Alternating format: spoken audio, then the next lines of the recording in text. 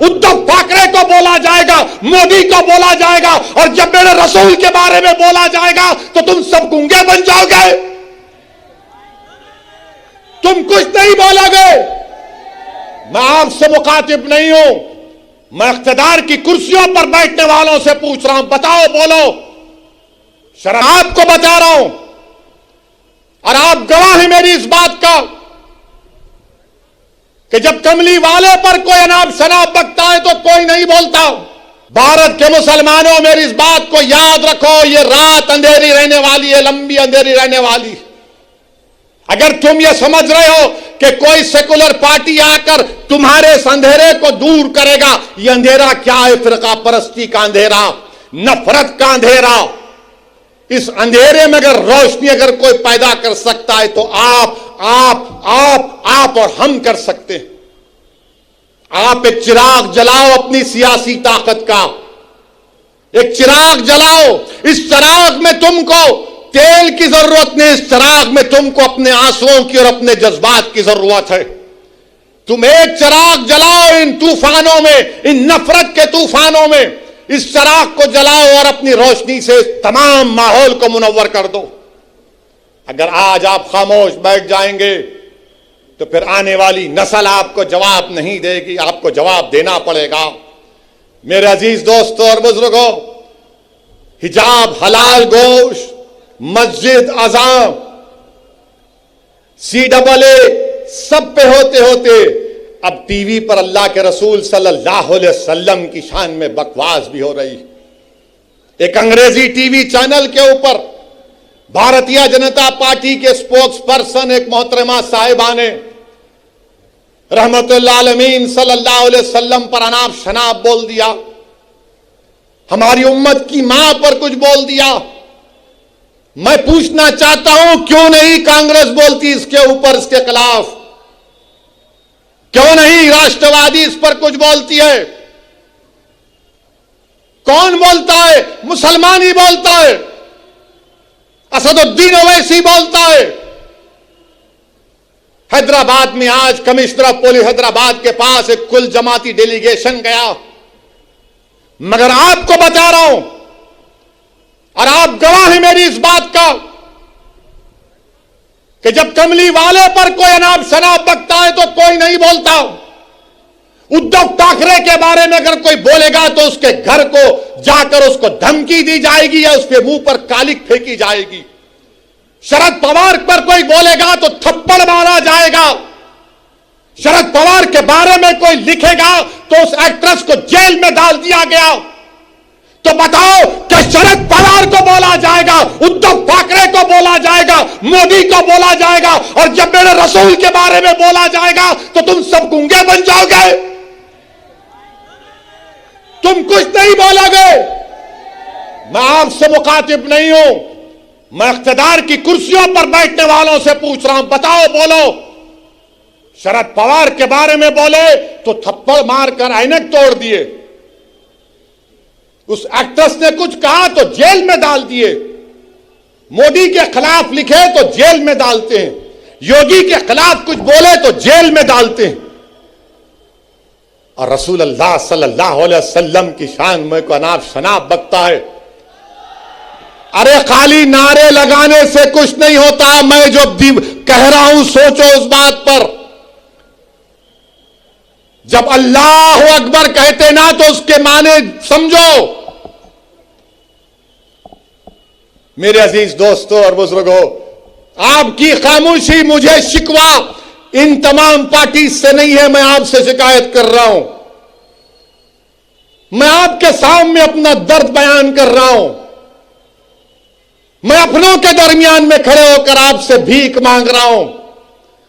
मुझे उनसे उम्मीद नहीं है, मुझे आपसे उम्मीद है।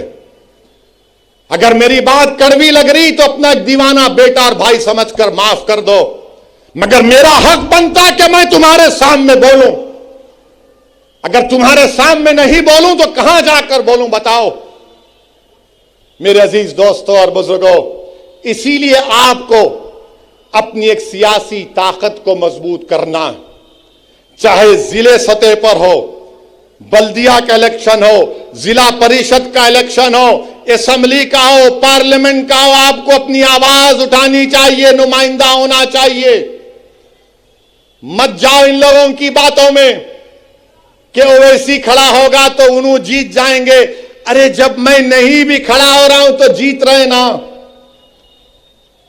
मुबारकपुर से ताल्लुक रखने वाले कितने यहां पर बताओ, हाथ उठाओ, मुबारकपुर से कितने लोग हैं कि जामिया अशरफिया की बिल्डिंग को तोड़ा गया, कुछ समाजवादी के लोग बोले? नहीं बोलेंगे। फिर आप क्या करेंगे? नहीं इलेक्शन आए, नहीं ओवैसी बोलता अच्छा भाई, मगर आप क्या करेंगे? आप याद रखो, आप हुकूमतों को नहीं बदल सकते, आप अपने नुमाइंदों को कामयाब कर सकते हैं। आपको अपने नुमाइंदों को कामयाब करना है। और हम भारत के प्रधानमंत्री से अपील कर रहे हैं, रिक्वेस्ट कर रहे हैं कि देश के प्रधानमंत्री आप अपने नेशनल स्पोक्सपर्सन के खिलाफ एक्शन लीजिए। अगर आप सबका साथ, सबका विकास, सबका विश्वास की बात करते हैं, आप हमारे खिलाफ रहिए, मगर इतना नफरत मत करिए कि जिसके नाम का सदका हम खाते हैं आप उनके नाम के बारे में अनाप शनाप बक दें। जिसके नाम का हम सदका खाते हैं, देश के प्रधानमंत्री हम आपसे अपील कर रहे हैं कि अल्लाह के रसूल सल्लल्लाहु अलैहि वसल्लम के बारे में आपके स्पोक्स पर्सन ने जो अनाप शनाप बका, आप मुसलमानों के भी प्रधानमंत्री हैं, आप देश के प्रधानमंत्री हैं, आप बता दो ये चीज गलत है, उसको रोको, आप केस बुक करो। देश के प्रधानमंत्री को यह काम करना चाहिए। करेंगे नहीं करेंगे मुझे नहीं मालूम, मगर मुझे यकीन है कि जिसने भी इस तरह की अनाप शनाप बका है उसको उसका सियासी चराग उठता जाएगा, उसको सिक्योरिटी मिलेगी, उसको बड़े बड़े ओहदे दिए जाएंगे। मगर हम देश के प्रधानमंत्री से अपील कर रहे हैं, ये जो अपने आप को सेक्युलर पार्टी कहते हैं, शरद पवार साहब आपको बोलना चाहिए। आपके बारे में कोई बोला तो थप्पड़ मार देंगे। उद्धव ठाकरे आपको बोलना चाहिए, मुखालिफत करो आप, मंजलिस की कोई एतराज नहीं है, मगर हर चीज की एक हद होती है। किसी को इस बात की इजाजत नहीं है कि आप किसी भी मजहब के बारे में, उनके बड़े बड़े लोगों के बारे में आप अनाप शनाप बक दें। मुझे भी इख्तलाफ है बीजेपी से, शिवसेना से रहेगा जिंदगी भर। मेरे अजीज दोस्तों और बुजुर्गों, मैं आपसे अपील कर रहा हूं कि मुत्तहिद रहिए, और बीजेपी से अपील कर रहे हैं कि ये आप नेशनलिज्म का, भारत से मोहब्बत का दर्स हमको मत दो। आप, हम वो लोग हैं जो हमारे बुजुर्ग जेल में थे, एक खत भी हमारे बुजुर्गों ने अंग्रेजों से माफी का नहीं लिखा। क्या अल्लामा फजल खैराबादी ने काला पानी की सजा में को अंग्रेजों को खत लिखा?